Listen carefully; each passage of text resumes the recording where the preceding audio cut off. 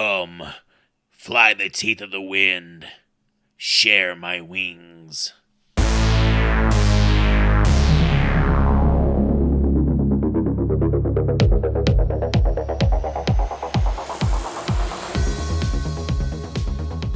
This is the Horrible Film School. Take a seat and slowly rip open your Trapper Keepers.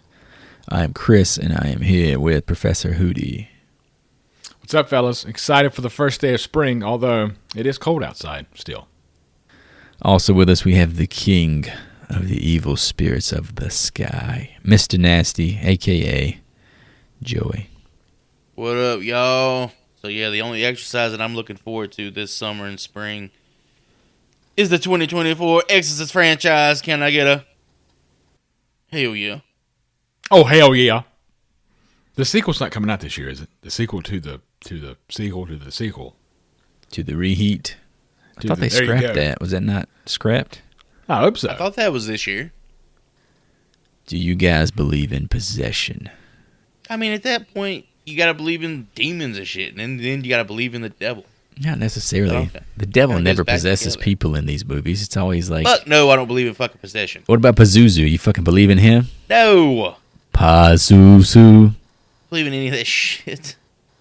I feel like people, this is an old world terminology with using possession, because what they probably saw as possession, we see as mental health issues that you probably just need to see a psychiatrist to help you through. Like, Yeah, have them hook you up to that stupid fucking machine, and then they can tell you, like, what you did in the past.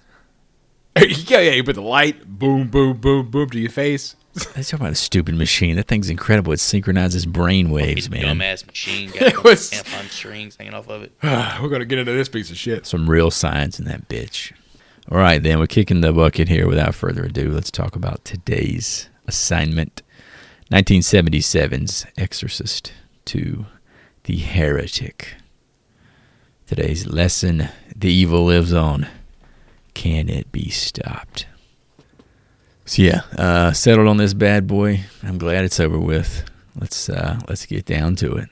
The best part about it being over with is we can get to 3. We can get the Legion or something. Yeah, it was definitely a bridge. I was going to build a segue to get to something that I supposedly need to see. So there's my reasoning. All right, let's talk about fan reviews real quick. Get the negativity out of the way first, because there's going to be a lot of positivity to come, I'm sure. Oh, yeah, of course.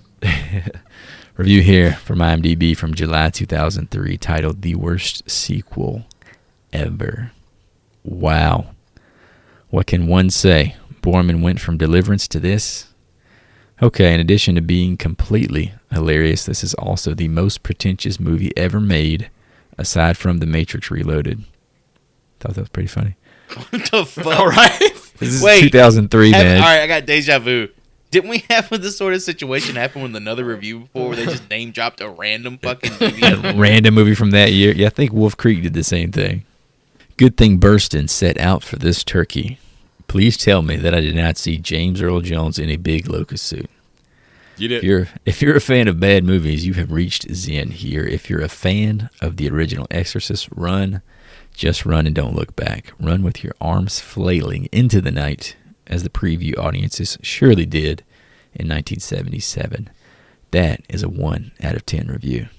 And that kind of is a summation of, 95%?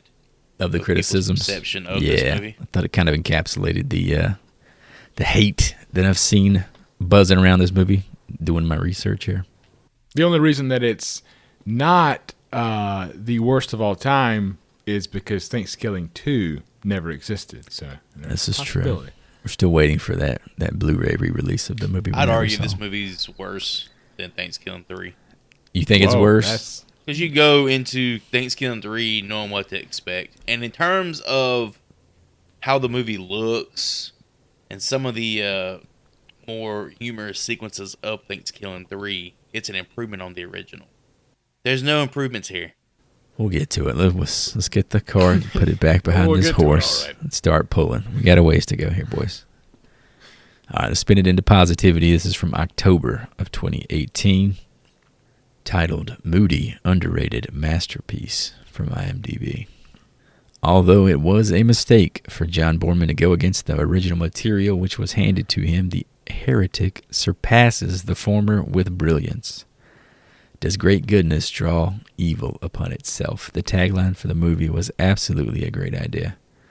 The tone of the picture is nothing like the first, so if you do see the movie, remember to have an open mind. It is nothing like the original, but it raises important questions that the first one did not. 10 out of 10 on that bad boy. It is wild to think someone thinks this is a perfect movie, but there it is.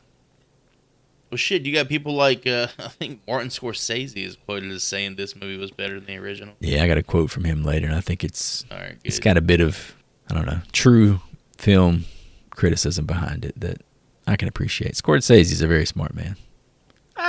Killers of the Flower Moon kind of pissed me off, but I thought it was digress. great, man. You Too got long, zero. but it was great. Zero. You don't think wins.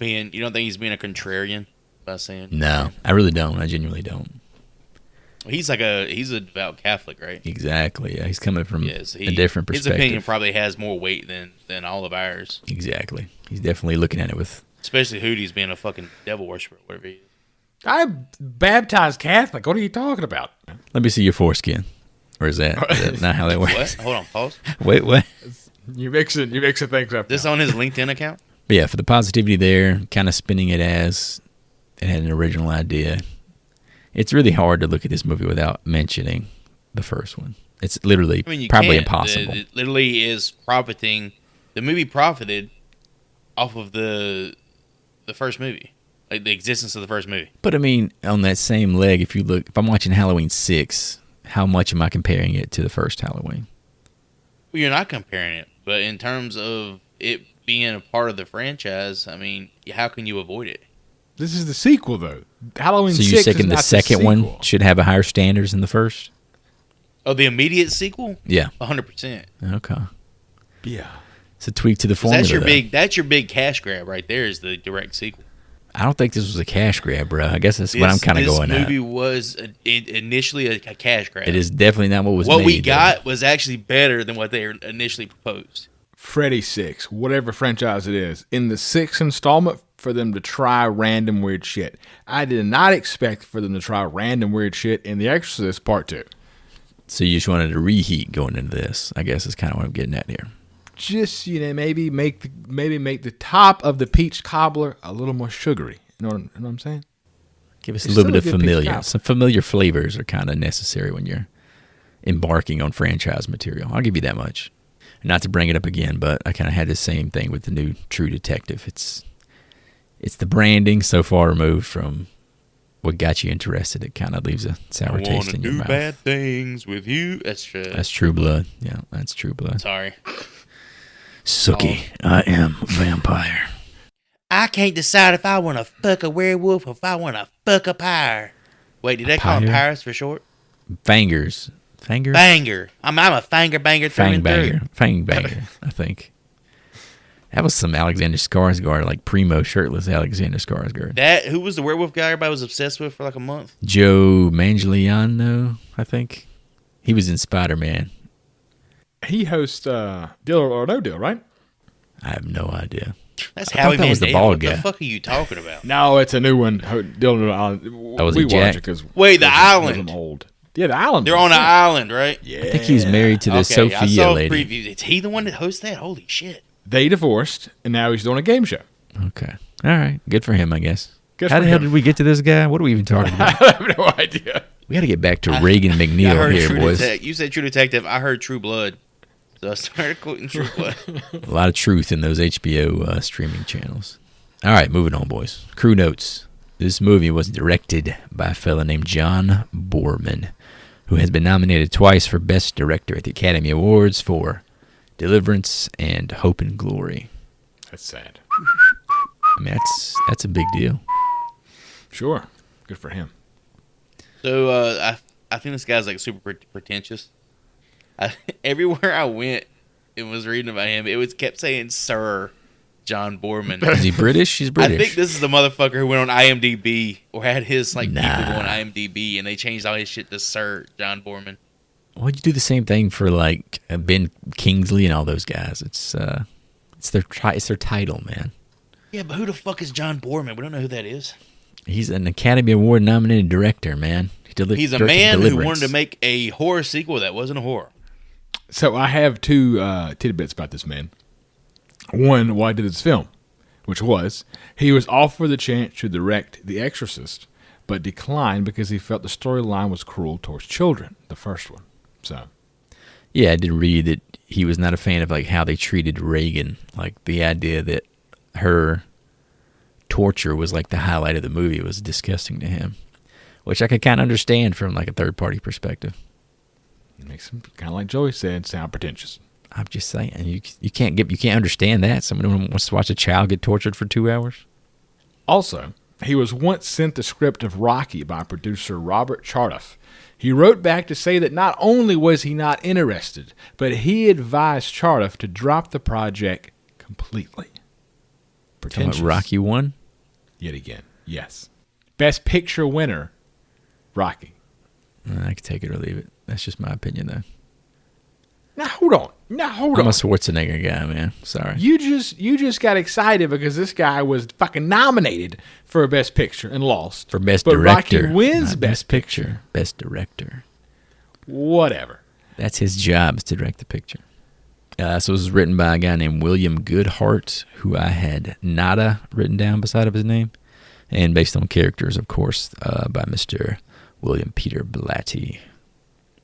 So that's a good heart with an asterisk next to it. This movie was rewritten several times by Sir John Boorman and his second unit director / creative associate Rospo Pallenberg. That's a badass name. Rospo. I think it's Roscoe, but I had like a spelling error on my thing. It's telling me I have a spelling error right here. You get the red squiggles. So it could be Roscoe or Rospo. But yeah, he actually served as director for like several weeks on this movie, the Rospo guy. The John Boorman come down with what they called San Joaquin fever, respiratory fungal infection. He had the Thought to COVID? be caused by the dust used during the African set scenes. The fiberglass African set you're talking about? Yeah. Hey, don't shit on the sets. Sets actually are one of the better part of the movies, in my opinion. Also wanted to note music here is by Mr. Ennio Morricone, who you may know as the composer of all Sergio Leone's films since A Fistful of Dollars. He had Academy Award nominations, Best Original Score for Days of Thunder, The Mission, The Untouchables, Bugsy, Malena, and The Hateful Eight, winning for the latter. His score, To the Good, the Bad, and the Ugly, is regarded as one of the most recognizable and influential soundtracks in history. And your boy also composed for a movie called The Thing. Yeah. Big fucking deal with this guy. Tarantino's a big Morricone stan. Morricone, I like saying his name. I love those Italian names that end in N-E. We actually hear quite a bit of his score from this movie in The Hateful Eight. Oh, he reused some stuff, you're saying? Mm-hmm. I didn't pick up on that. But this dude did The Thing, man. That's like horror royalty right there. I mean, that's big. You would think John Carpenter did it, as he's considered one of the top composers in all of horror, but wasn't the case. All right, let's get into some behind-the-scenes stuff. Let me paint a little broad picture here of what was expected of this hair movie before we get too into it. The film received generally negative reviews from critics and is considered to be one of the worst films ever made. Mr. Blatty and Mr. William Friedkin had no desire to involve themselves in an Exorcist sequel, and Ellen Burstyn flatly refused to return as Chris McNeil. That's where Mom was at. Also wanted to note, one of the co-producers here, Richard Lederer, said what we essentially wanted to do with the sequel was to redo the first movie, have the investigative priests interview everyone involved with the exorcism, and then fade out to unused footage and angles from the first film. A low-budget rehash, $3 million of The Exorcist. How the fuck is that a movie idea? He wanted to have someone investigating the first movie and that's reusing footage. Cash grab 101. That sounds like a 20-minute movie, dude. Do we have the amount of money this movie made on hand? Yeah, I'm going to throw it out there for you. The budget was $14 million. It took home $30.7 million. Can you imagine Double its money. Because let's say if they made the movie initially or the sequel initially the way they wanted to, and they only had $3 million in it. Oh, they would have made 100 times that back, probably. Let's say if it would have brought in half of what this movie made at $15 million, which is being like, it's going low. That's just off of name recognition. Yeah, you were guaranteed this $30 million you got. Were guaranteed, I would say, just based on it being a sequel to the biggest R-rated movie of all time at that point. You know, that's fucking nuts that they thought that was like a good go forward plan. And if that's what this director inherited, I thought it was a good go for it plan. I feel like that was I'm getting that money. Dollar bill. And they were saying, let's spend the least amount possible to make that movie. As soon as you hear the line of we're going to rehash deleted scenes from the first film, it's just bad. Just stop the board meeting right there. Yeah, that's rough. And again, that was like an initial conception, so that may have not even gotten further than like 2 conversations, but that information's out there, so it is what it is. But going back to Blatty, Friedkin, Burst, and everyone just refusing to do this movie, this whole thing just seemed like fucked from the jump, you know?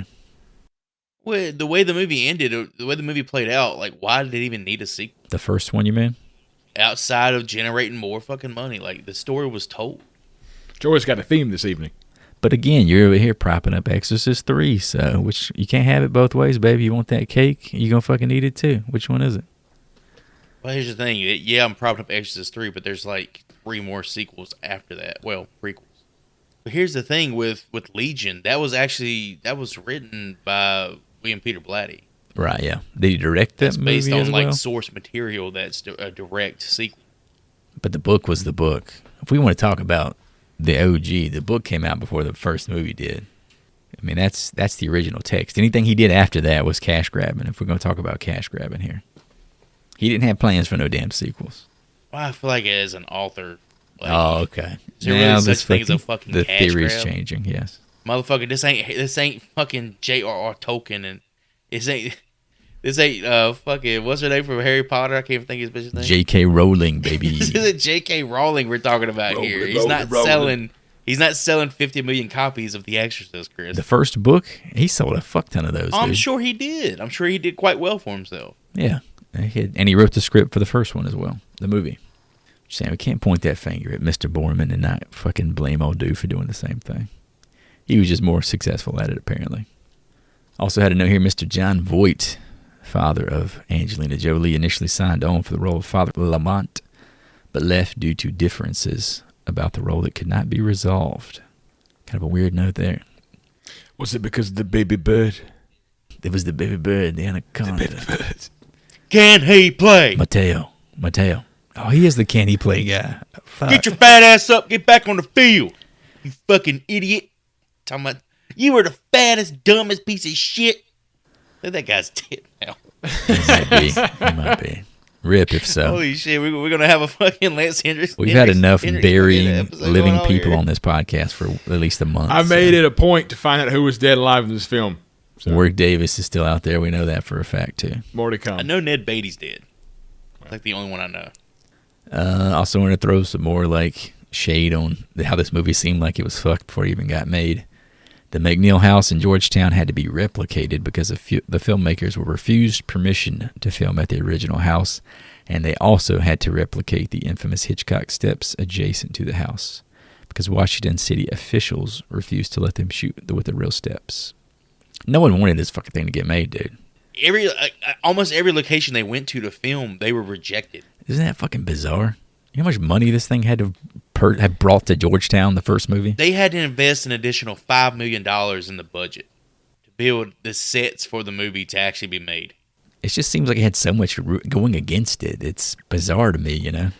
It's shocking because distant cousin of mine went to Georgetown, and they reached out when we did the first Exorcist for the podcast, and said he was so excited for it because The Exorcist is such a big deal at the Georgetown campus. Right, yeah. They just embrace it. Like they highlighted the hell out of it in that first movie. So the fact that it's not even allowed back in for the sequel is kind of weird. I don't understand that pushback because you think like now if a big horror movie comes out it gets greenlit for a sequel within like a fucking week, you know, if it makes enough money. Like, but they're already working on the sequel before the first one even comes out half the time now. And this is, I don't know why it got so much smack in the face. I don't get it. Unless Friedkin was just that powerful at the time, which he was one of like the top 3 directors of the 70s, so maybe his lack of involvement put that stain over it or whatever. Didn't The Omen come out right around this time as well? You want to say 76 or so for The Omen? Yeah. Yeah, right before this. Like that might have contributed to Warner Brothers wanting to, because Warner Brothers, right? Yeah, Warner Brothers production. Yeah, Warner Brothers wanting to push out another a competitor to that, and I guess this kind of fit the bill. Speaking of Warner Brothers, this was their largest day-and-date launch at the time. It opened in 727 theaters in the U.S. and Canada, and it set an opening weekend record for Warner Brothers with $6.7 million. But poor word of mouth killed that theatrical run. Friedkin later said that this sequel diminished the value of the original and called it the worst piece of crap I've ever seen and a freaking disgrace. An abomination. You have like what, 5 or 6 either Oscar winners or Oscar nominees on top of all this money that was put into the movie, and for it to turn out the way it did in terms of like not really what it made, but in terms of how the movie's been viewed over the last 50 years, it's kind of impressive, honestly. Like how bad it did, considering all it had going for it. How shitty of a reception it has for all the money, all the star power, for all the work that was put into the movie. I mean, it had all the hype, obviously, at the time, but again, it's with all that you're describing there, like the money, the actors, everything that was going into it, why did it have so much resistance from the people who were trying to make the fucking thing, you know? Did it ever have a chance, is my question. I'm sure the director would like for you to think that, yeah. Yeah, I bet it would. See, at this point, we see The Exorcist as, like, one of the greatest horror movies of all time, right? It's probably considered one of the greatest movies, period, of all time, I would say. Back then, it was probably considered one of the greatest movies of all time. Yeah, no doubt about it. And to live up to that hype, I mean, that's impossible. There's some standards you can't reach. Last note I have here, highlighting one of my personal heroes, Mr. Director Martin Scorsese. Our greatest living filmmaker, I'll go ahead and throw that out there. Mr. Scorsese said, "This picture asks, does great goodness bring upon itself great evil? This goes back to the book of Job. It's God testing the good. In this sense, Reagan is a modern-day saint. I like the first Exorcist because of the Catholic guilt I have and because it scared the hell out of me. But the Heretic surpasses it. Maybe Borman failed to execute the material, but the movie still deserved better than it got." End quote. So that's a man who knows more about movies than any of us ever will. I was about to say, how do you even argue with the guy? That's like arguing with Michael Jordan about basketball. Exactly. He knows more than I ever will about this. Speaking of Jordan and LeBron, Spielberg might be better, Chris. Just saying. Fuck no, he's not. That's better. a company boy. Better. He's a company man. I'm talking about a film maker. I'm not talking about someone who works for the studios here. I'm more of a James Cameron man myself. Oh shit. How about Next that? level. Next level. You know, Joey, that Leprechaun 3 was filmed in 14 days and Titanic was filmed in 7 months, just to let you know. William Peter Blatty, the author of the original novel, reportedly had to stifle his own laughter upon viewing the film at the premiere. Which part do you think it was? What was his first laugh? The putting on the fucking headband part. What is that game? The board game Headbands? Have you seen that shit? Where you put the little headband on and you got a card? You got a card on it or some shit. It looked just like that. I gotta say, man, the opening scene. So fucking bad. We're gonna get there, but the opening scene had me going like, "What is happening?" This lady set herself on fire, like, and that's how we start. Yeah, bizarre. I'll give you that. It was goofy, but it was setting the tone for the movie. Like that part really didn't. It made me think, okay, here we go. But the part where they strapped on them fucking headbands and them lights started blinking. I thought we were gonna get like Demolition Man when they're having sex with their head units. The train was off the tracks at that You fuckers know nothing about alternative medicine, obviously, man. You can't give anything a chance. I don't follow Aaron If Rodgers. it's not a pill from Big Pharma, then you don't care about it. Okay. Hey, that's VP Aaron Rodgers. Better show some respect. I know, Damn right. sorry. 20. Sir. I don't know. What year is he going to be president? I don't even know what we're doing This in year, world. baby. Okay. All right. Yeah, I'm voting, I guess. Director John. Oh, sorry. It's in the notes here. Sir John Sir, Boorman you put some respect on that name. pulled the film out of theaters twice to do more editing. Fuck, that's You know how gross. wild that is? That's bad. That means if you saw this film opening night and you went back 2 weeks later, you would have saw a completely different film. That's kind of cool, man. Hold on now. When you put it that way, that kind of makes me even a fucking bigger fan at this point. I guarantee a majority of people that watched that movie that night didn't watch it since. Yeah, you're probably right. It's like a choose your own adventure, like in the Goosebumps, where you can like turn to this page to run down the hallway. That's fucking awesome. Think about it's 1977. The America is all about water cooler talks and sales companies and all that kind of thing. This is prime water cooler talk era. So you go to your water cooler and you talking to your fellow coworker who saw this movie 2 weeks ago, and then you say, "Oh, I saw it last night," and then you start talking about scenes, and then you talk about a scene the other person has never fucking seen. Last thing, well, I got 2 more notes here. Linda Blair was already in the midst of her drug habits and constantly turned up late to shooting, to the point where she actually considered it an achievement when she was only 20 minutes late. One single day. Oh, I think there's a line in the movie about her always being late too. That's kind of funny. I wonder if they threw that in there. I watched the film and then did my notes afterwards as far as behind the scenes stuff. And the whole time I was watching, I was like, Linda seems just a lot different, just really bad acting as an adult. I don't know what's going on. Kind of see why her career ended. And then I realized, oh, she's high this whole fucking time. Pazuzu. Oh, yeah, she had a habit.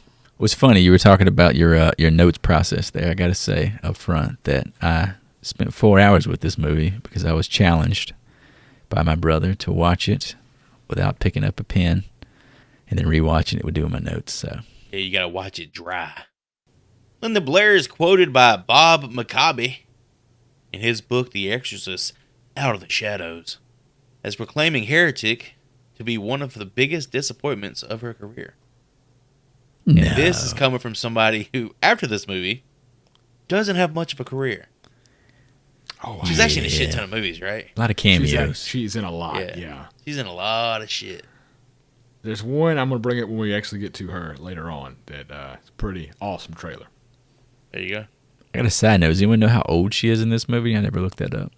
18. She's 18 in this movie. Okay. I'm just curious. Like when you're an 18-year-old, you make a decision to do this movie and you are using a lot of drugs. It's not a good combination. Didn't she do something with Rick James where they had like some fake kidnapping thing? We're going to get to that. Okay, all right. Is that tied into the movie somehow? I don't think so. No, but it ties in her, like, history. Her story. I don't think we really went too deep into like her career when we covered the original because watching that movie, like in my mind, she's always just been like that 14-year-old girl, you know. But watching this kind of, it's just bizarre to see like that little person bigger, you know. Rick James saw something completely different. Rick James was watching a different fucking, you know, the tongue scene. He said, "Oh yeah, let me just get that Blu-ray fired up." Yeah, that's where the Super Freak came from. Super freak. I could see it. I could see it. Louise Fletcher, who inevitably played the doctor in the movie, she was cast to play Chris. She looked so much like Ellen Burstyn in this movie, man. It tripped She me looks out. just like Ellen Burstyn.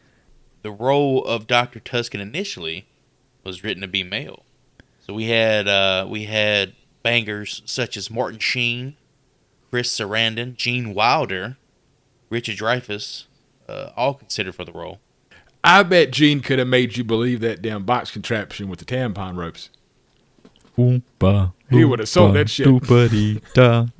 It's going to do it for... Hey, did you actually talk about outside of John Voight, who they initially had considered for Father Lamont? Nah, I thought that was like he was the one who actually like signed on. The rest were Yeah, he was speculative, right? like signed on. Who else was in that mix? Jack Nicholson, David Carradine, Oh, yes. the fucking kung fu master, bro. Bill, baby. All right, without further ado, let's step into the synchronizer. Who do you want you to stare into my microphone? As I Gotta slowly... get a flashlight out. Joy, bring him down to you. Bring him down. Did he just say he had to get a flashlight Deeper. out? Is that how we're going to Deeper. start this episode? Bring him down. and Come deeper to me. Down. and deeper. Say my dream name. Down. You gotta go deeper. Down. Deeper. What's the matter with you? I was possessed by a demon. Oh, it's okay. He's gone. Philip Lamont, a priest struggling with his faith, attempts to exorcise a possessed woman in Latin America who claims to heal the sick. The exorcism goes wrong and the woman knocks over some candles, setting the place and her dress ablaze. Father Lamont is played by Mr. Richard Burton, who you may know from Who's Afraid of Virginia Woolf, The Spy Who Came In From the Cold, and that one reference from Scrooged that I never understood when I was a child. Remember that scene, Wait. Joy? Which? When the homeless guys always refer to Bill Murray as Mr. Burton. Because he was drunk?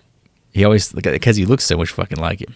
Once Really? once I put that together, I saw it. I was like, you do look like fucking Bill Murray. But Richard Burton was like a notorious alcoholic. Like he was Yeah. drunk this entire movie. But his big claim to fame, from what I've seen, is he was married to Elizabeth Taylor. Yeah, they were in Virginia Woolf together. A very good movie. Yeah, like Old black they had and white quite the drama. stint as a married, literally divorced and then remarried for several months. How about Yeah, that? they were a fucking power couple. They're like the Callback. Affleck and J-Lo of their day. He, my opinion, this is definitely a I need to get a check type movie for Mr. Burton, plain and simple. Apparently, he admitted that this was a paycheck picture because of the divorce from Elizabeth Taylor. I don't know if that was the first divorce or the second divorce, shit. but he needed the money for the divorce. So that burning scene, man, it's fucking terrible. Her eyes rolling back, man. I've heard of flames licking your skin, but damn, them fucking flames is licking that coño. It definitely was weird to look at that scene. I thought about there's another snippet from Burton, to just go back to that for a second. His movie contracts contained a clause that he did not have to work on the 1st of March, St. David's Day, the day honoring the patron saint of Wales. You imagine that? Okay. This Yeah, dude can you didn't work. imagine having one day off a year? God damn, that's a dumb note. He must have seen the schedule. It was I'm like, kidding, I'm just kidding. he said, that's my drinking day. I'm definitely not working that fucking day. Let's make up a holiday. It's St. David's Day. Shit, they're reading this motherfucker's contract. That's all this motherfucker wants, March 1st off? He doesn't even want to get paid. He just wants the fucking day off. Damn. All right. How about St. Patty's Day? Oh, he don't care about it. Okay. He said, fuck that. That's Irish. I'm British. The movie opens with Mr. Burton, or Father Lamont, excuse me, reading a passage from his Bible while this Spanish girl in the background, she's obviously possessed, right? In his Bible, there's like a postcard with a picture of Father Lancaster Max Madden. von Sydow's character from the last movie, and he fucking strokes it with his finger, dude. And like we were talking about earlier, the tone is immediately established, and it is the opposite of kind of what we had been groomed to in that first movie. It doesn't take long to see that this is not the first movie. This is 1977, and I know we have covered films that had better prosthetics than how the woman looked during the burning sequence. Yeah, it was a bizarre You could see shot. through her fucking hands. It was bad. It was terrible. It was like superimposed, right? Like her image was just laced over a picture of some fire. Yeah. And then she had like a quick melting face. Yeah, you have a very jarring edit right there too. A big part of this movie is like some of the editing is for it to have been edited and re-edited for the number of times he did that. It looks like shit. As far as edits are concerned, like the Oh, yeah. transitions, you mean? They're just jarring. I mean, this scene is jarring. I never, watching it, even watching the second time, it doesn't come across necessarily to me that she's even possessed. She just seems like she's in pain or something. It's like it just throws you in it. It's like, yeah, she's definitely possessed. And then she's on fire, and then that's it. I'm like... Well, the whole thing about him being a priest, he douses her with like holy water and she reacts to it. I mean, that in my mind made me think, hey, there's some sort of demonic possession going on here. But I guess I'm coming into it with like Reagan, possessed Reagan in my mind, like that image. Like in this universe, this is what possessed people look like. This person was just a normal looking lady to me. I don't know. She's sitting there, she's fucking writhing around. Chupapi, chupapi, muñeño. Why me? ¿Por qué? ¿Por qué? Reagan McNeil, although now seemingly normal and staying with her guardian, Sharon Spencer, in New York City, continues to be monitored at a psychiatric institute by Dr. Jean Tuskin. Reagan claims that she remembers nothing about her ordeal in Washington, D.C., but Tuskin believes that her memories are repressed. Reagan is played by Miss Linda Blair, who you may know from The Exorcist. That's as far as I'm going to go with that. Period. She was in Scream, too. She had a cameo in Scream, yeah. She was in Scream. But the rest of her work is leaves a lot to be desired. Now, let me go over these other two women real quick, then we can talk over them. Sharon's played by Kitty Wynn, who was coming back from The Exorcist, and she was also in Panic in Needle Park, good Al Pacino drug movie from the 70s. And Dr. Jean, played by Louise Fletcher, who is notoriously known as Nurse Ratched from One Flew Over the Cuckoo's Nest. Also, apparently had a part in Cruel Intentions that I was unaware of. A cunt in One Flew Over the Cuckoo's Nest. And she's so sweet in this movie. I was proud of her. She was coming off the Oscar, actually, when she accepted this role. How was she in Cruel Intentions? That's the question. No memory of her in Cruel Intentions. I just saw it in her I think filmography. Ryan Felipe tried to fuck her or some shit. Did he? Did he succeed? He probably did. Ryan Felipe. He's a good-looking guy. He can fuck any of them. I don't know about all that, but Her, the coolest note I got here for her, man, she's a UNC alumna. Oh, that's cool. Yeah, she went to Chapel Hill. Coolest note that I have about her is she died in 2022. oh shit. Yeah, it's so cool, man. Hootie's the Grim Reaper of the pod strikes again. Fucking, hey, guess what? If you ain't dead yet, you'll be dead soon. You've been marked. This motherfucker's like, goddamn. This motherfucker's like Peter Jackson in what's that fucking movie? The Frighteners. The Frighteners. Where's your fucking box cut? He's got a box cutter just carving fucking people's heads into his TV screen while he's watching these movies. 14. I'm making it a point in my notes now to see if they're alive or dead. That's going to be like the Hootie corner. That's what he brings every episode. Is alive or dead. Thumbs up or down for I everybody. bring the obituaries, okay? It's honest work, man. Somebody's got to do it. So back to Linda Blair, the point I brought up earlier with Joey. She was in a film called Savage Streets. This is early 80s. Is that a If you have porno? time, no, well, it sounds like it. If you have time, look up the trailer. It's worth just the 3-minute trailer. It's amazing. But here is what's the general, like, what makes it so interesting? I got it right here for you. Here's a synopsis. In Savage Streets, she plays a teenage vigilante who seeks revenge on a group of violent thugs who raped her handicapped sister and killed her best friend. Fuck. Tagline is, their only law is an eye for an eye. Damn. That's like Batman. She's like the Punisher, man. She's killing motherfuckers. She's in all leather with like leather boots on. Okay, what's it streaming on? Does she have a skull painted on her chest? But it's wild. It's a wild trailer. Fucking hey, dude. But yeah, Sharon came back for this one. She's basically, I guess, a stand-in for the mom because we get like an offhand note that mom's on set and she's not going to spend any time with her ailing daughter in this trying time of her life. Oh yeah, she definitely comes off as her like motherly figure. Otherwise, it's like a teenager living in New York by themselves. Yeah, kind of bizarre. But yeah, I want to go back to Linda Blair and talk about this whole Rick James situation. Here we go. Yeah, dated Rick James back in the early 80s. And the 1983 song Cold Blooded is rumored to be inspired by their relationship and eventual breakup. Sexy, sexy, sexy. Cold Blooded. We're going to get flagged for this. Is Rick James a big guy? Like, is He's he dead. tall? Okay, he's dead. Oh, he used to be like a sexual icon. Oh, yeah. All leather daddied up.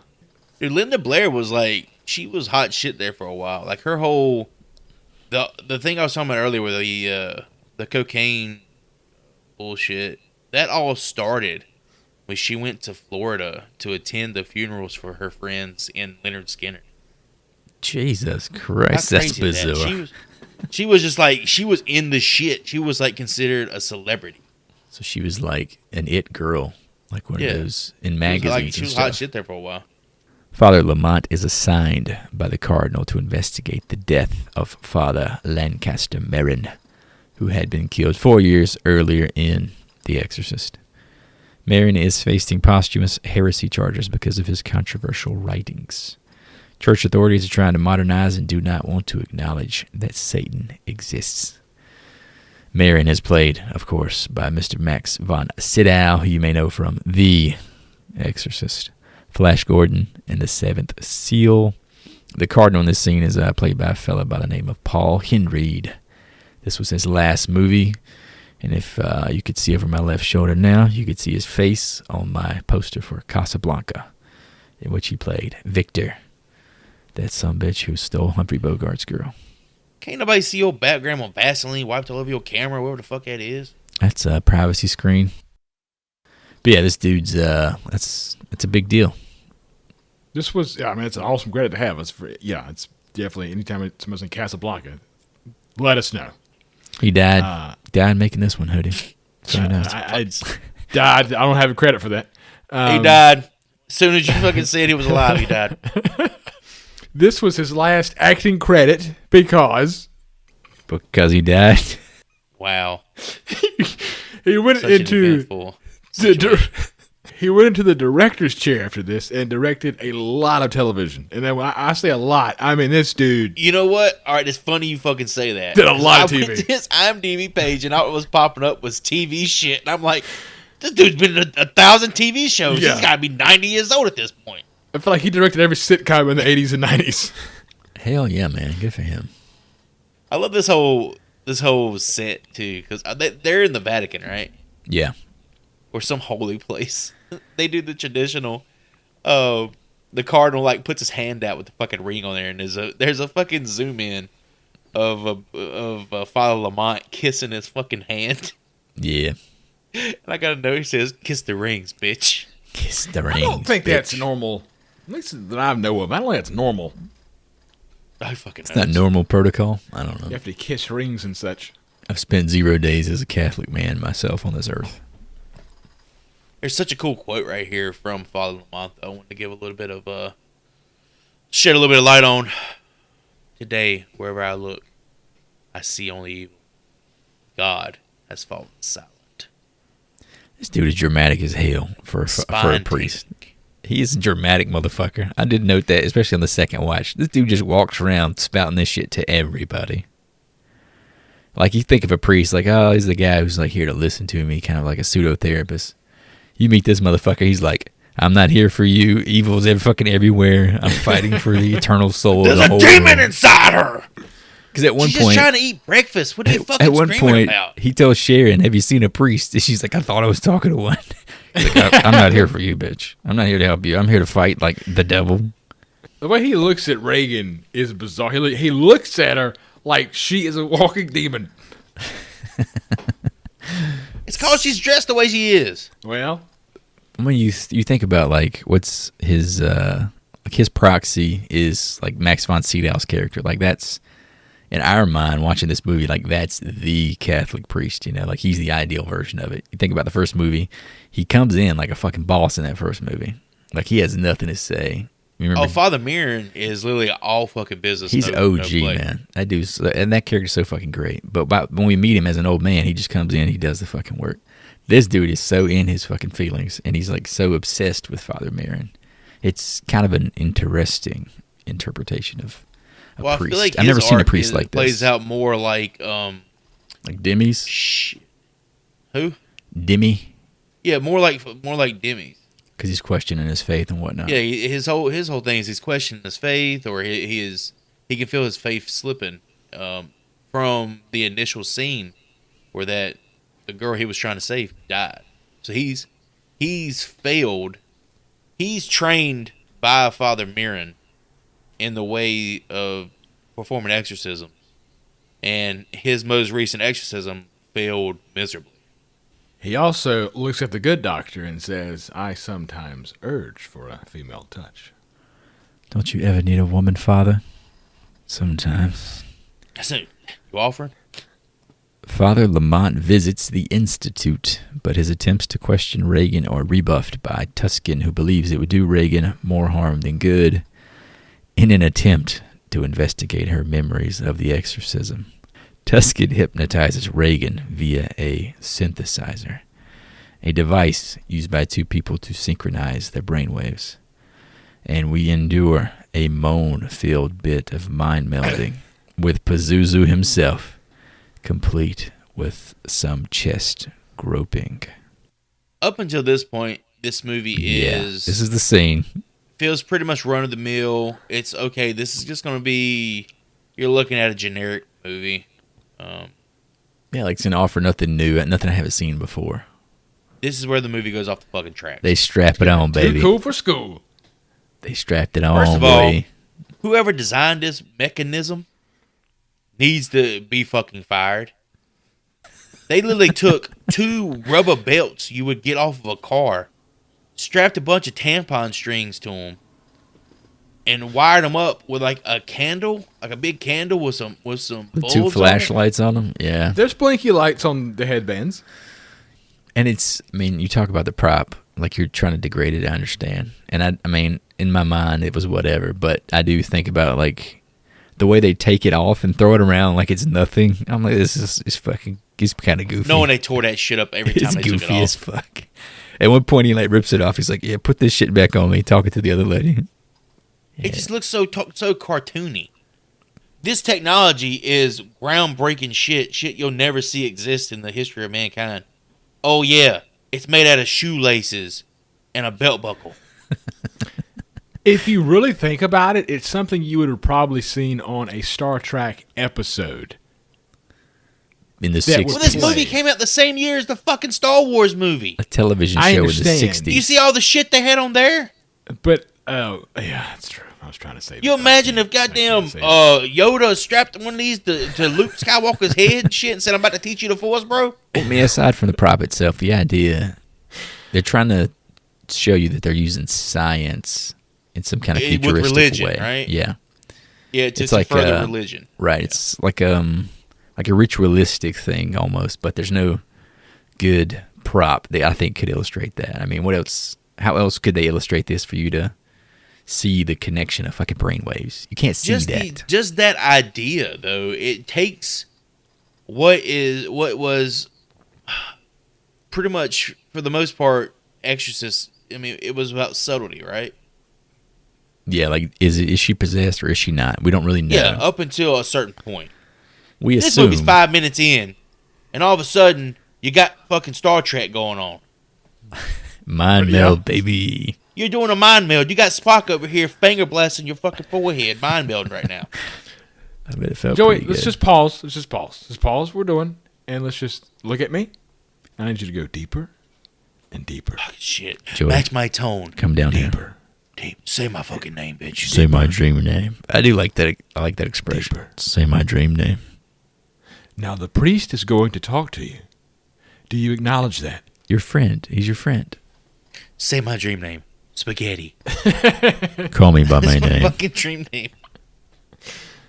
All right, Yeah. spaghetti. We're kind of burying the big lead in this moment. Linda Blair, who agreed to reprise her role, refused to wear the demon makeup. And we get to see in all its glory her double, I guess, is what we're You going to talking call about her the here. girl from fucking Scary Movie. This Yeah. bitch looks just like that chick. Yeah, this look bad. It looked real But bad. we see the... What about when they're massaging, Massaging the hearts. Dr. Jean's titty? Yeah, there's a lot of moaning going on there, too. They're for, like- trying to get her back to the real world and out of the... You know what's funny? This is is that- all right, if you got to see one scene in this entire movie, This this is is it. the fucking scene. Yeah, this is it right here. It's blowing its load within the first 10 minutes of the movie. And then you got Father Lamont is sitting there like a fucking statue, unflinching, unblinking, unemoting, just motionless for like 3 minutes of the movie. I'm sitting there, I had to rewind it and fucking count it. It was 3 minutes of him just sitting there staring. And you He can was see drunk. the sweats. You can see the alcohol sweats on his He fucking was forehead. sweating his ass all this entire Maybe it was movie. February 28th. He knew he had the day off tomorrow, so he was fucking just playing it easy. He said, I'm taking it easy till the first. March know, 1st tomorrow- coming around. There's a leap year or what? I'm about to leap. You know, Fuck, it is a tomorrow leap year. tomorrow is St. David's Day. I don't work on St. David's Day. The double looked bad, and then she's like massaging the chest with her, and it's... I understand in retrospect they're just trying to show you that this is scientific, empirical proof that there is a demon still inside of Reagan, right? That's all we were supposed to really take out of this. This is what Father Lamont is seeing, right? He Is this what sees we this, figure? Is this Yes. how he kind of puts together that Reagan has abilities? And I don't think this is the moment. Seeing this because they're fighting over her heart. Right, yeah. Reagan is preventing Pazuzu, I guess we're I going to think call this it. is the start of his obsession with Reagan in terms of like figuring out why she's so special, why the demon chose her. Yeah, but I don't think he knows for a fact that she is special. He doesn't know for a fact. I He think. knows that she still has parts of the demon inside of her. There's for something a else fact. to this girl. Yeah. And what about Max von Sydow in this scene? You bring the guy back for 3 scenes in the movie, and this is one of his key scenes. He looks like shit. Yeah. I mean, they were trying to replicate the... You're trying to age I up don't a mean man how he looks. who was already aged up in the last movie, but he's older now, you know? It's His a hell of a dying scene, trick. the way he dies here, or the way he's like falling out, looks so bad. Oh, that's on the director. You're talking about like the actual editing again, yeah. Yeah. It's chopped up weird. Sounds like Fucking. First of all, it's chopped liver. They superimpose the fucking throw it in the faces too, trash. and it doesn't look great. Because it's clearly like Linda Blair's face and then not Linda Blair's face. Like, you put them on top of each other, and I can literally see the differences. This is the worst part of the movie, I would say. Go ahead and say that now. And then they just introduced this synchronizing machine. They put that shit right to use, baby. And then Reagan knew exactly how to resolve the situation with the device. She's special, man. Special kid. Okay, I guess she's a Jedi. New powers unlocked. Reagan draws a picture to warn Lamont of a fire downstairs. Proof of her powers for good to match the proof that the demons he saw still lives within Reagan. Reagan wakes up the next day, dreaming of Africa, and taking a little stroll along the edge of very tall apartment building's ledge. This African dream sequence, they're fighting off swarms of locusts with a goddamn whirly tube. You guys remember the whirly tube when It's you called was a a kid? bull roarer, dog. I looked Bitch, into this that's thing. a whistle tube from when It's you was called fucking a 7. bull roarer. I looked You into was it. sitting there Bull roar. with that fucking thing about. You don't remember that shit, the plastic tube? Yeah, I know what you're talking about. And it goes like, Yeah. But yeah, I was really confused about her drawing the picture. I can't And read that- half these fucking notes I got written down. That being like that You saved also drank everybody. them? I can't say nothing about them. I was like, did Pazuzu start the fire? I was fucking confused by this bit. We didn't start the fire. Billy Joel taught us that. Is he alive? Just He is alive. Okay. He's alive. all right, just check. I think the whole fire scene is it's a hint that She has a demonic clairvoyance. forces can interfere with real world, can create real world events. We see that later in the movie, displayed like exponentially compared to this. But all right, I'm glad you brought up the fire. Did you see what this grown ass man tried to put this fire out with? With a fucking crutch. He starts wooden beating the crutch. fire. I've seen it twice. So I can tell you everything that happens. And in then scene. this damn Dr. Dumbass bitch got a 7-year degree at the fucking least. Calls the fire department. All right, you on your way? Thanks.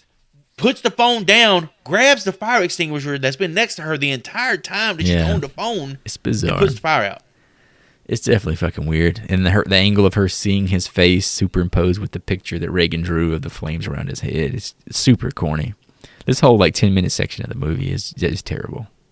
Objectively, it's just terrible. But again, I didn't understand, did Pazuzu start the fire? And what did Reagan's drawing of a picture prove that she is good? I didn't really fucking understand where Lamont was coming from with that. Because had she not drawn that picture, he wouldn't have gone looking for a fire. So did the fact that she drew the picture create the future? Yeah, that's what I'm saying. Why didn't she just say, hey, man, there's a fire downstairs? Or something like that, if that was the case. I don't know if she can see it. She can just, in her mind's eye, she can see fire around the father. Yeah, it was fucking bizarre. And the sleepwalking bit where she's walking on the rooftop was filmed in New York City atop 666 Fifth Avenue, which is where the Warner Brothers offices were located at the time. There was no stunt person or special effects, so the shot of her feet over the edge of the building was legit Linda Blair just standing at the edge of the fucking terrifying. building. Well, she's all. Why cooked does this up. She building don't not have understand. any guardrails? And as high as she supposedly was, it's a little scary. Well, she's having it. She was riding it out. That's what rich people do, man. They literally live on the edge. After touring the Georgetown house, Lamont returns to be coupled with Reagan via the synchronizer. We're coming back again. They're going to double dip. The priest is spirited to the past by Pazuzu to observe Father Marin exorcising a young boy, Kakuma, in Africa. Lamont learns that the boy develops special powers to fight Pazuzu, who appears as a swarm of locusts. Here's where we get one of my favorite line in the fucking movie. Call me by my dream name. Did it feel like to anybody else that they're watching like a foreign film whenever Reagan's on the screen? It's so fucking dubbed. Oh, like her voice isn't going with by it? her. It feels like it's a foreign film to me. Looking at her face was... I'd say this. It sounds like an asshole thing to say, but her face is like weird to me in this movie. It's emotionless. Yeah, it doesn't move. It's like she had work done, but normally. She's 17. But I was thinking, like, is that because I've seen so much of her face covered in makeup from the first movie that I don't know what this person really looks like? Or is it just a really bad performance? Yeah, I think that she's just not a good actor. I think this is a terrible performance. We can go ahead and say that now. This is some of the worst acting in a big movie I've ever seen. You got to think that when, even in the first film, she was in makeup and she did a lot of the stunts and whatnot, but it wasn't even her voice. Yeah. It was a what you call a physical performance. Yeah. Physically, she's there, but she has like 3 lines. I don't know. Even as a kid, she was, I don't know. I mean, she's a kid. It's a cute kid, yeah. She's I guess a it's good kid, different. yeah. It's a different performance. But when this was the highlight of your career, Exorcist 1 and Exorcist 2. To Joey's point, when you watch a foreign film that's dubbed, it's just people are emotionless. And I didn't think about that, but now I can kind of see where you're coming from because the way she delivers the dialogue, it just makes me want to go to sleep. Oh yeah, it's very it lends itself well to the movie being such a fucking slog. Yeah. I think it's like she's like almost laughing at the material as she's delivering Like I'm in it. quicksand, bitch. Like she's like in on the joke, you know, like she knows it's terrible or something. And again, going back to this African scene, the slow falling down the canyon scene, that looked like fucking shit, dude. They were climbing the mountains to the stone church or whatever, and the guy falling down, like, it was just so fucking bad. Yeah, they're on like a religious pilgrimage or whatever, right? I guess that goes. I mean, that comes back around later in the movie. But is that just to show you like the power of Pazuzu? That he was able to knock this dude off the perch down the chasm there? Well, all right, with it being a religious pilgrimage, maybe that's a... it's like a rite of passage to go up that way, yeah. Yeah, like the guy's faith wasn't strong 100% enough or some shit, and he fell off because of, yeah. I mean, I think it's a cool setup, but it just looks so bad when the dude falls. Again, it's when you think about The Exorcist, you think about like the mecca of special effects and practical effects, and this just has so many like genuinely bad ones. It's what do you think about the miniature they used to set the scene of the actual church itself? Oh, really? I didn't put that together. Yeah, this was a miniature. You couldn't tell by watching. It kind of looked like it was. I guess in retrospect, I could. I like that shit. I like that kind of stuff. It looked goofy. Clash of the Titans, I'm all about that shit. It's practical though. I could tell it actually exists. Yeah, but the body falling and then into the crevice. Yeah, that looks so fucking terrible. Horrible, dude. And that's funny because you wrote "Kiss the Rings, bitch" earlier. I have a note here that says "Share my wings, bitch," because that's literally what fucking Pazuzu says. That's such share my wings, quote, man. That's the quote of the movie for me. That's what I'm saying. Everything that Pazuzu does to fuck with people, like I like the dialogue. A lot of delivery is shit because it's coming from Reagan, but he's got some cool fucking lines in here.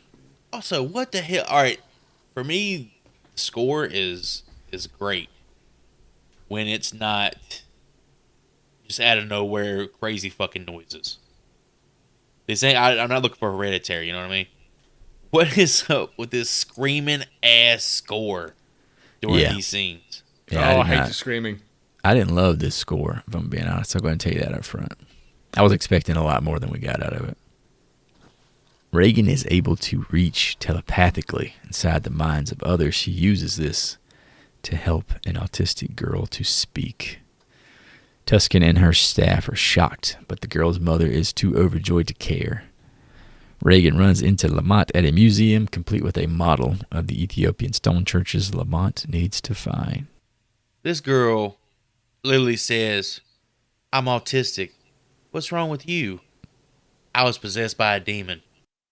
This is a normal conversation she's having with an autistic mute child. No, you're not giving the proper delivery. This is the worst line in the whole fucking movie. We were just talking about how great some of those Pazuzu lines were. She says, I was possessed by a demon.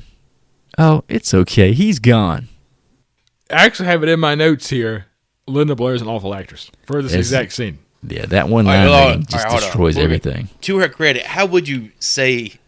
You don't say it. You fucking how would you don't relate say it, to man. a child that, he's been expunged? Anything other than what the fuck. I can't think of a worse way to say the way she says it to this autistic child.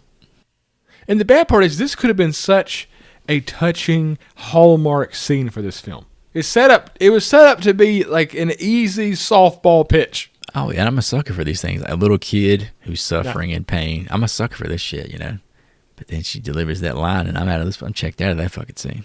Because even the mom's like, hell no, we're not going to stay here and run tests. I got to run her home so her dad can hear her fucking talk.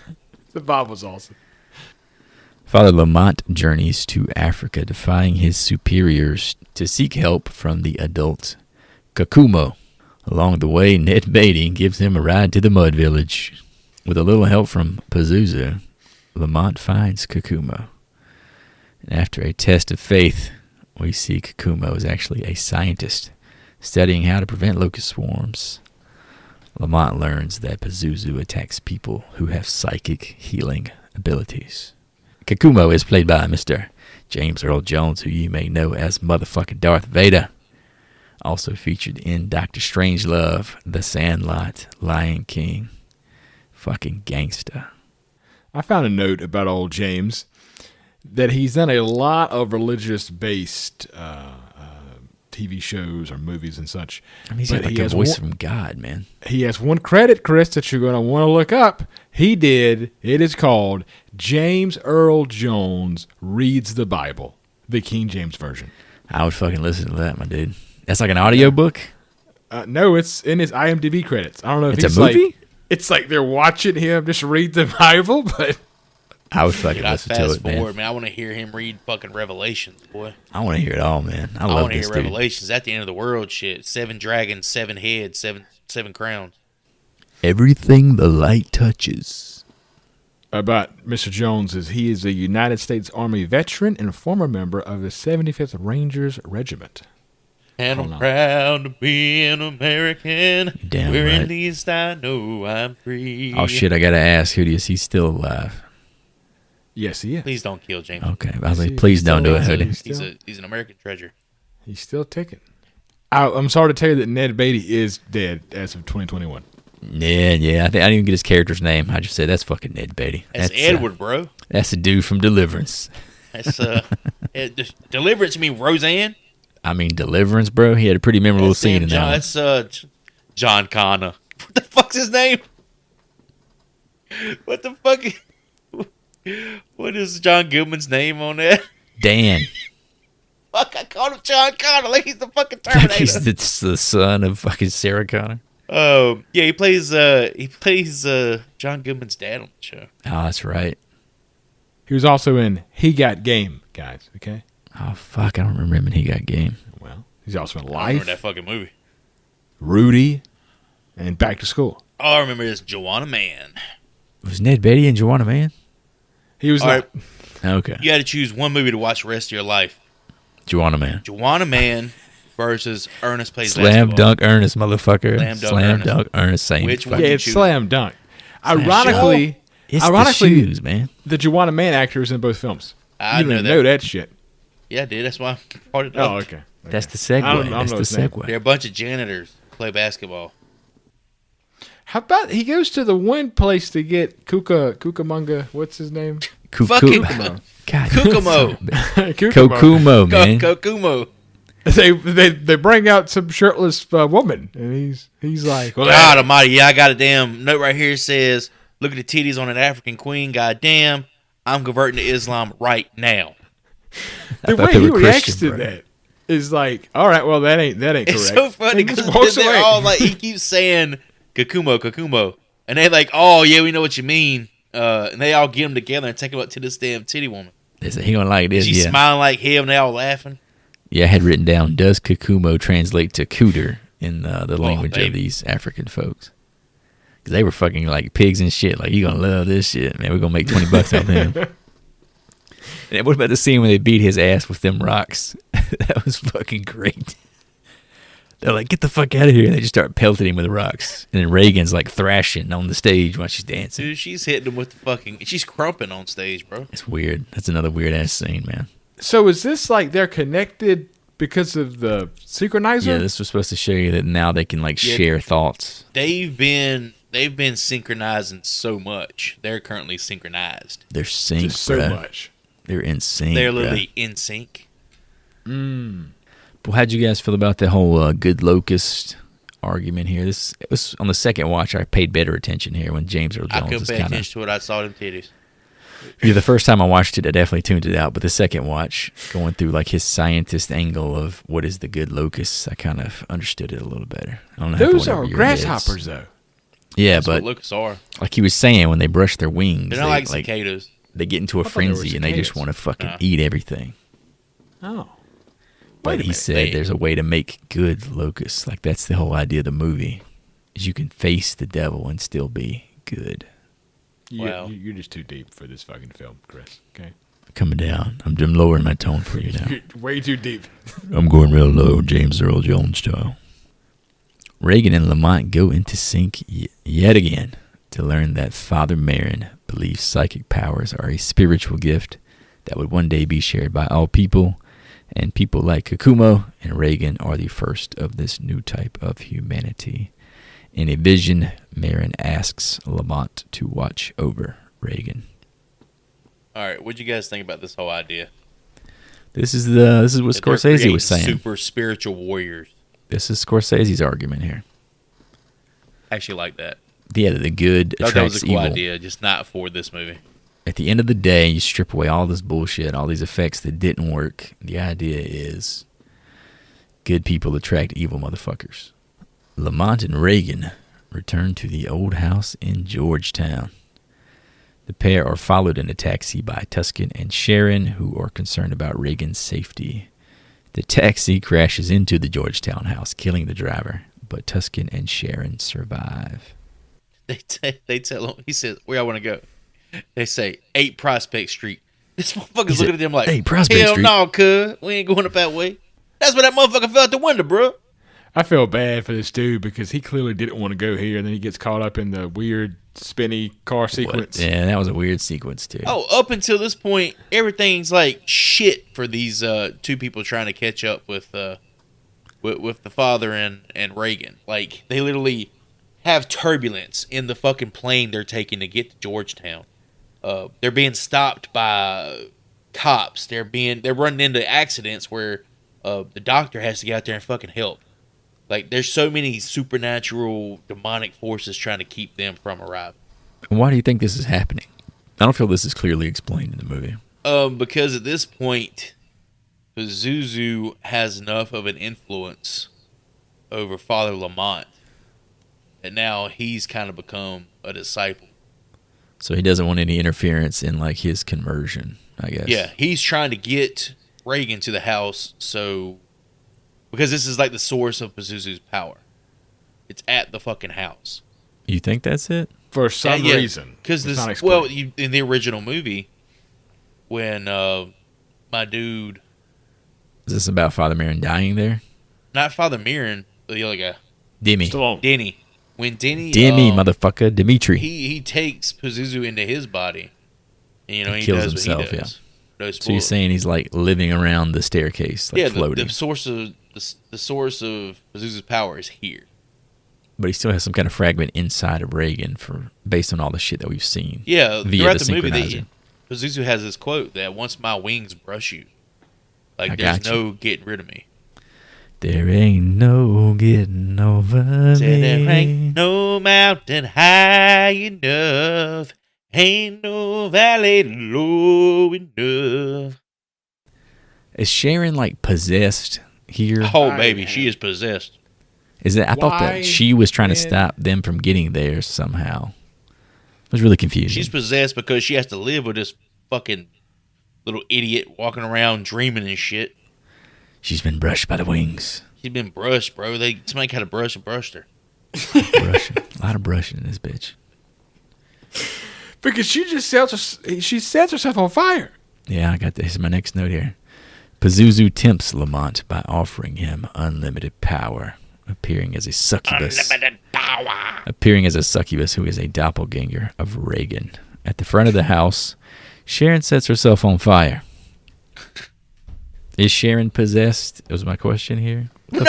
She fucking just set herself on fire for the fun of it. But it's the way she does it. Is She said, Is she killing herself to be She said, unpossessed? "Say my name."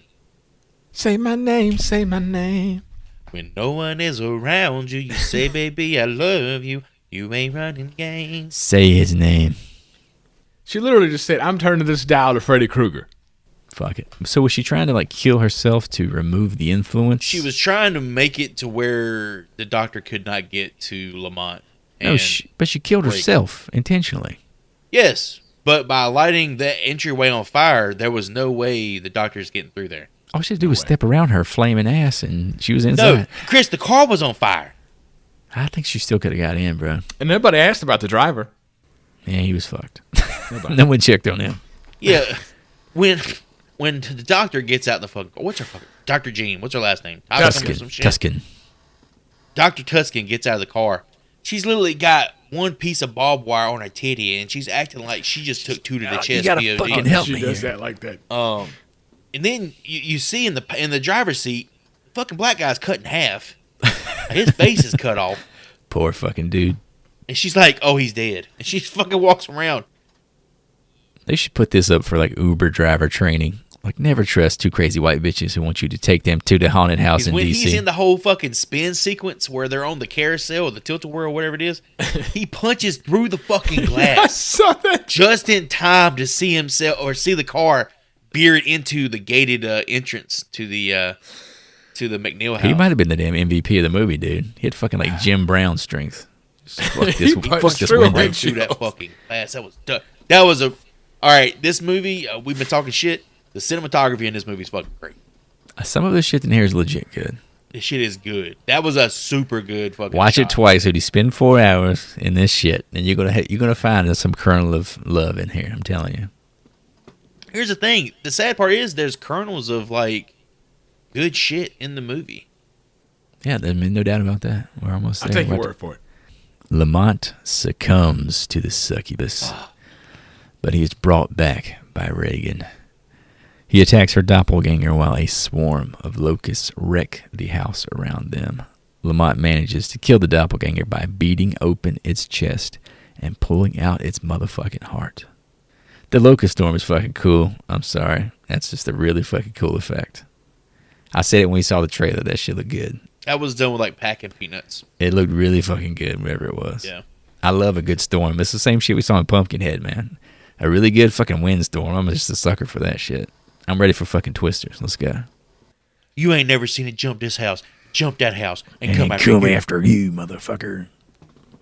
But yeah, like the house cracking and shit, all that looked really good too, man.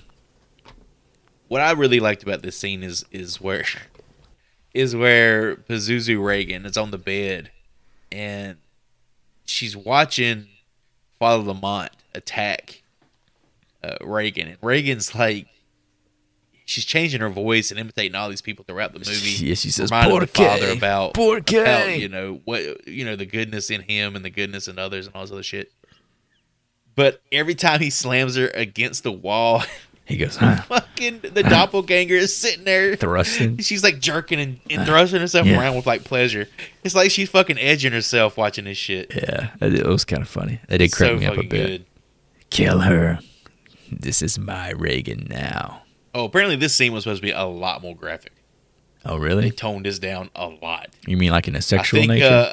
I think I was watching some interview, and they said they actually warned Linda Blair before they did like a rewrite of this that they wanted to get her to sign off on it, but just a heads up, it was very offensive. Reagan banishes the locusts by enacting the same ritual attempted by Kakumo to get rid of the locusts in Africa. Her hands are empty. Outside the house. It's spiritual. Outside You the don't know nothing about house. spiritual devil worshiper. This is true. Fucking Grim Reaper over here. Outside the house, Sharon dies from her injuries, and Tuscan tells Lamont to watch over Reagan. Reagan and Lamont leave while Tuscan stays to answer the police questions. Roll fucking credits. What's that famous country dance where you pretend like you're on a horse and then you're throwing your hand in a circle? That's really what she does to take down these locusts. She's spinning a bull roar, motherfuckers. Yes, the bull imaginary roar. one. Early in the movie, it's shown that the Kamuno Kakumo. has got a bull roar and he can stop the locust for a little bit. But the scene takes way too long. She's spinning in a circle, spinning nothing in her hand for way too Yeah, long. you get the score kind of goes a little weird here too. It was a It's little like too fucking fairy angelic. princess Sailor Moon type Yeah, shit. I told you, man. I really did not like the score like I thought I would going into it. I did like the black on white credits. I thought that was pretty cool. Nice touch. Because it's the inversion of the movie. It opens with white text. One of the best parts of the movie is the end of the movie. The credits. That's That's saying fucking. something. I think it's showing not really- you that the good has outweighed This the is the fucking part where evil, people are bro. walking out, buddy. This ain't the part where Laughing. people are watching. Laughing. Well, some you people don't en- know what art is, dog. Did you enjoy the good doctor holding the smoking corpse of Sharon, who was still alive? Yeah, that's the thing. She had to get blessed before she died. But she like falls over immediately. Well, you got anything else, boys? That wraps up the That wraps this shit up. banger Thank from God. 1977. We made it, boys. Do you really think the movie was as bad as, or as bad as people make it out to be? We've both seen it more than once. Hoodie, you got to go watch it again, bud. I don't think I have to, boys. You got to go watch it. Yeah, I ain't got to do nothing but die and pay taxes. I did hate it that first time. I'll say that. Would you rather watch this again or can't say Troll 2 because that movie's too entertaining. Too entertaining. I'd watch Troll 2 again in a heartbeat. Thanks, Killing 3, because The thing is, Troll 2 is not a good movie, but it's an entertaining bad movie. I can't really think of a movie that compares to this one off the top of my head in terms of how shit it is. The legacy of the movie is there's nothing like this, man. For better or worse, I've never seen anything like this. Hey, did you find that book at your local library? I didn't check it out. I did find it. I didn't check it out though. I didn't. Oh shit, it was at the library? Yeah, it was there. You could Oh rent shit. it, but it was like 300 pages, and I didn't care that much about it. So It's bizarre that a book exists about how bad a movie is. the fact that somebody sat down and wrote a 300-page book about how bad one film was. Talk about a review, Chris. That could have been your review. But the point is, it's a movie worth debating, I think. And I think that lends some kind of credence to it being something everyone should watch if you're a fan of the genre. All right, boys. Say bye-bye to Reagan. Hopefully she's living a happy, successful life. A piece of memorabilia you want to take home from Exorcist to the Heretic. So there's a scene in the movie where our boy James Earl Jones is being pursued by Father Lamont, and in order to reach him, he has to. His faith is tested, and by testing his faith, he has him step over a pit of fucking spikes, just random like dookie covered spikes. The only gore in the whole movie. I want to get me a dookie spike pit. Dookie Spike Pit. Dookie Are you, just Spike gonna, Pit. are you just gonna sit in front of it at like all hours of the night waiting? Well, I just like, I'm all about like, defending my property and stuff. You gotta get a I locust think a suit. dookie spike pit. Get a would be locust suit great. to go with it. That'd be fucking dope. Fucking awesome. I mean, imagine that, like on Halloween, you go to someone's front porch, they're in the fucking locust suit with the dookie pit in front of them. How bad you want that candy, little boy? I'll be dressed like something cool. I'll be dressed like a beetle or something. You know, it got the big candy paws. Well, I had something written down, but I mean it's complete rubbish. It was the synchronizing box, but I'm just gonna not be attached to that. I understand. I don't want it. I just like it's the one thing I can remember from this film is that damn box. But talking That's a about paper towel holder with a couple of candles on it. you can always use paper towel holder. It's a fourth grade or- lighthouse project. Or at least if the lights go out, you got a flashlight. But after talking through the film, I think I might take home that bull rope. Is that what's called, a bull rope? Bull roarer. Yeah, it's got a bull rope. Just go in the Bull backyard, roarer. butt ass naked, start swinging that thing around. It's a hell of a time. Yeah, it's like at A Quiet Place. If you had that, you're fucking dead immediately. They can hear you from like 10 miles away. I'm going to go with what I wrote down because I don't give a fuck about anybody's opinion. You can eat a dick, Joy. Give me that damn synchronizer. Oh, that is the most emblematic thing in this fucking movie. This is what the movie's central fucking message is. So give me that. I like science. I can make it work. I want to get synchronized with a gerbil or something just to see what's going on there. All right, professors, get out your grade books. It's time for letter grades for Sir John Boorman. Notoriously considered one of the worst sequels, not just horror sequels of all time, does 1977's Exorcist 2 live up to the anti-hype? Is it fair to hold Heretic to such a high standard? Does James Earl Jones look dope as fuck, dressed like live-action Locust Mufasa? That's a hell yeah, brother, on all fronts. The sad part is, there are redeeming qualities to the movie in general. The cinematography is borderline gorgeous at times. The set pieces are engaging and interesting. The score by Ennio Morricone, when it isn't being jarring as fuck, adds a sense of tension and auditory dichotomy of good and evil that does its job of setting the tone well. Even the idea of select humans being born spiritually superpowered to fight the devil and his evil legions is cool. Just not in a fucking Exorcist movie. First things first, and it may not be a popular opinion, but Linda Blair is awful. In the original, the role of Reagan, it was more of a physical performance rather than vocal, relying on multiple actors to portray the character, but now that it's the Linda Blair show, the faults are starting to show. She sounds like a robot, and I felt more emotion flushing the toilet after a big shit than I do watching her in Exorcist 2. The movie in general is a slog. At 2 hours, it feels like walking through sand for like 85% of it, and most of that comes off as a chaotic mess. Possibly my biggest gripe with Heretic is just how obvious it is that Sir John Boorman was not a fan of the original, and just how far he'd go to make his sequel stand apart, much to the detriment of the franchise. Whereas the original was about darkness and evil, Boorman strove to make a film about redemption. And yes, he does deserve credit for having the balls to do it how he wants to. It just ruined it for the people you make the movie for, the fans. He toned down the gore to make the movie more appealing to general audiences and to appease critics of the first film's exploitative nature. It was a huge disservice to the original, in my opinion, but I mean, that's not what audiences wanted, and it shows with the resounding negative response the film received on its release and in the many years since. Horror fans are some of the easiest to please, in my opinion, but they can be vitriolic when they don't get what they want, or in this case, expect. Honestly, it's not the biggest piece of shit out there, but it is a steaming pile of shit regardless. And much like a car crash or a Bryce Young highlight reel, we look on in horror, but we can also not look away. In the words of Father Lamont himself, it was horrible, utterly horrible, and fascinating. 1977's Exorcist 2, The Heretic, grades that with a D. 1977's The Exorcist 2 was a complete blind spot for me before Chris chose this abomination for us to review. The film started off bizarre, but I thought to myself, maybe it will eventually click as to exactly what the director is trying to say. Well, that moment never came. Linda Blair puts on full display why her acting roles dried up rather quickly, and why everyone glosses over the follow-up to the original masterpiece and moves directly to Exorcist 3.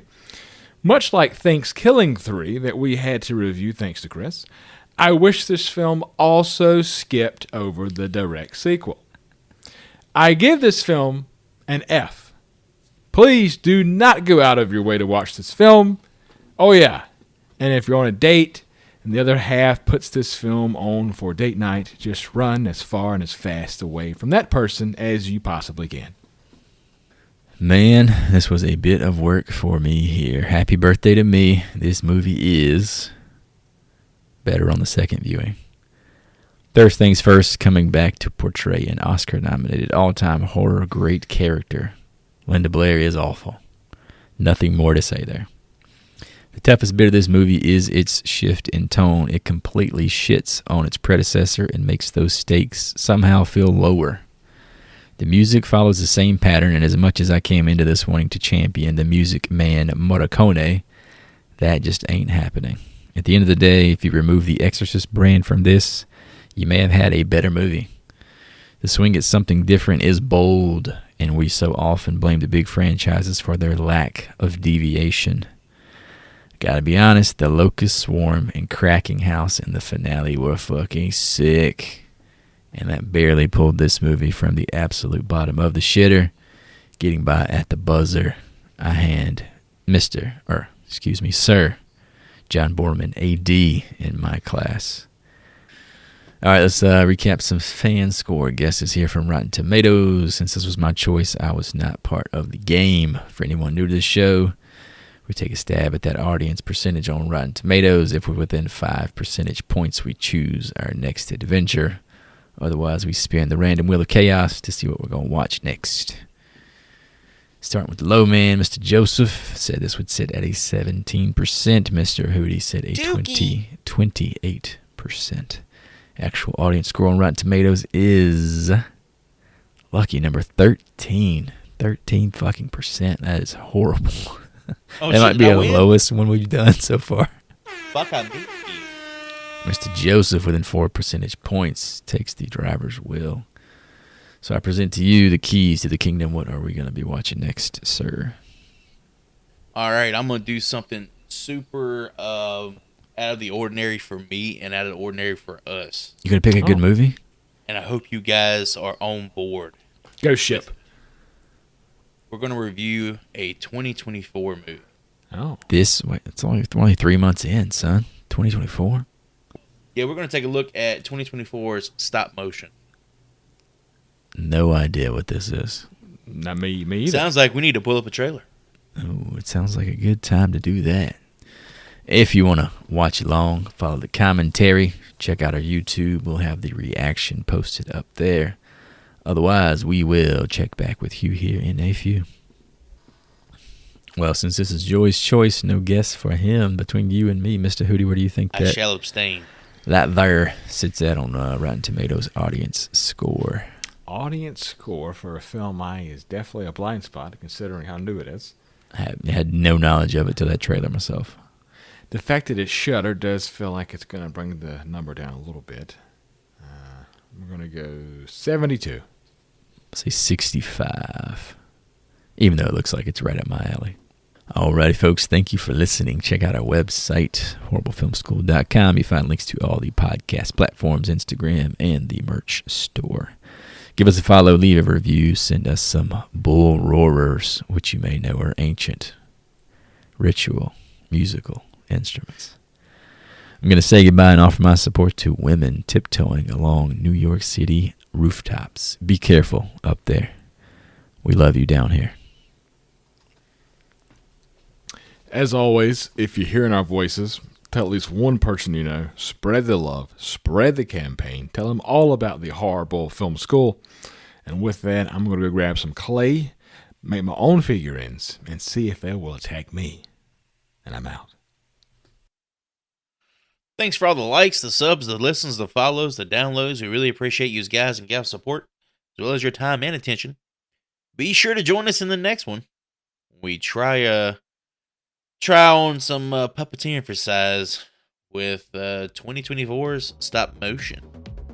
Class dismissed.